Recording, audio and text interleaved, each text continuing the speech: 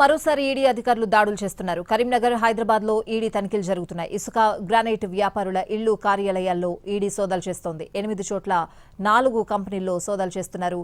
GST ఎగ్గొట్టి కోట్ల రూపాయలు దారి మళ్లించినట్లు ఆరోపణలు రావడంతో ఎన్ఫోర్స్మెంట్ అధికారులు దాడులు చేస్తున్నారు.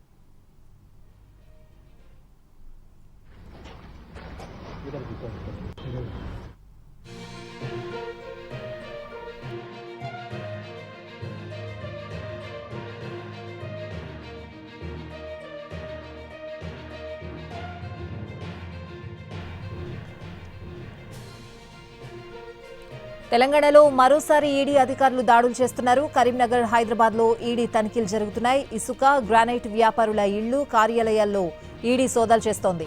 8 చోట్ల 4 కంపెనీల్లో సోదాలు చేస్తున్నారు. జీఎస్టీ ఎగ్గొట్టి కోట్ల రూపాయలు దారి మళ్లించినట్లు ఆరోపణలు రావడంతో ఎన్ఫోర్స్మెంట్ అధికారులు దాడులు చేస్తున్నారు.